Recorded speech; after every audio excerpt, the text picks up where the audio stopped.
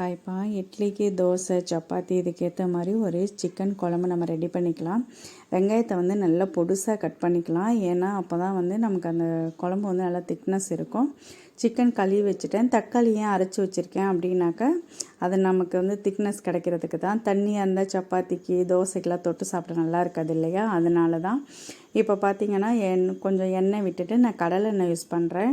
எண்ணெய் விட்டுட்டு கொஞ்சம் சோம்பு, பட்டை, கிராம்பு, ஏலக்காய் எல்லாத்தையுமே நம்ம போட்டுக்கலாம். சோம்பு நல்லா வந்து பொரியட்டும்.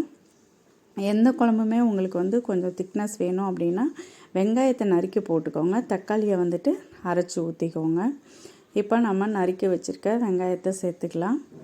வெங்காயம் சேர்க்குறப்பவே வந்து கொஞ்சம் உப்பு சேர்த்துக்கலாம். உப்பு சேர்த்தோன்னா சீக்கிரம் வதங்கிடும். அதுலேயே 2 ஸ்பூன் இஞ்சி பூண்டு பேஸ்ட்டு சேர்த்து அதையும் நல்லா வதக்கியாச்சு. இப்போ நம்ம அரைச்சி வச்சுருக்க தக்காளி சேர்த்துக்கலாம். நான் ஒரு 3 தக்காளி எடுத்து அரைச்சி வச்சுட்டேன், மீடியம் சைஸில் உள்ளது. இப்போ இந்த தக்காளி வந்து வதக்கிறப்ப நம்ம வந்து கொஞ்சம் மஞ்சத்தூள் போட்டு வதக்கணும் அப்படின்னா தக்காளி சீக்கிரமே வந்து அந்த பச்சை வாசனை போயிடும். இன்னொரு விஷயம் வந்து கலர்ஃபுல்லாக நல்லா ஆயிலும் வந்து சீக்கிரமே நமக்கு பிரிஞ்சு வரும். அதுக்காக தான் வந்து இந்த டைமில் நம்ம மஞ்சத்தூள் சேர்த்துக்கிறோம். நீங்கள் இதுவரை சேர்க்கல அப்படின்னா ஒரு டைம் சேர்த்து வதக்கி பாருங்கள். அது அந்த கொதித்து வரப்பயே பார்க்க ரொம்ப நல்லாயிருக்கும். இப்போ கொதித்து லைட்டாக எண்ணெய் பிரிஞ்சு வந்தோடனே நம்ம வாஷ் பண்ணி வச்சுருக்க சிக்கனை வந்து சேர்த்துக்கலாம். சிக்கனை சேர்த்துட்டு அதை நல்லா கிளறி விட்டு மூடி வச்சுடுங்க. அந்த சிக்கனில் இருக்க தண்ணி நமக்கு வெளியில் வந்துடும். இப்போ பார்த்திங்கன்னா தண்ணியே விடலை, ஆனால் இவ்வளோ தண்ணி வந்திருக்கு பார்த்திங்களா? இதுலேயே வந்துட்டு நமக்கு வந்து ஒரு 1.5 ஸ்பூன் வந்து மிளகாய்த்தூள் போட்டுக்கோங்க. அதுக்கப்புறம் வந்து நான் குழம்பு மல்லித்தூள் போட்டிருக்கேன். குழம்பு மல்லித்தூள்னால் என்னோடய மல்லித்தூள் வந்து தனி மல்லி கிடையாது. அதுலேயே நான் வந்து சோம்பு, சீரகம், மிளகு இந்த மாதிரி ஒரு 9 ஐட்டம் சேர்த்து அரைச்சது தான். அதனால் வந்து இது ஒன்று போட்டாலே போதும்.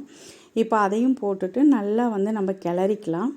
கிளறி கொஞ்சம் நேரம் ஆனதுக்கப்புறம் நமக்கு எந்த அளவுக்கு குழம்போட திக்னஸ் தேவையோ அந்த அளவுக்கு கொஞ்சம் கொஞ்சமாக தண்ணி விட்டு நம்ம வந்து கிளறிக்கலாம்.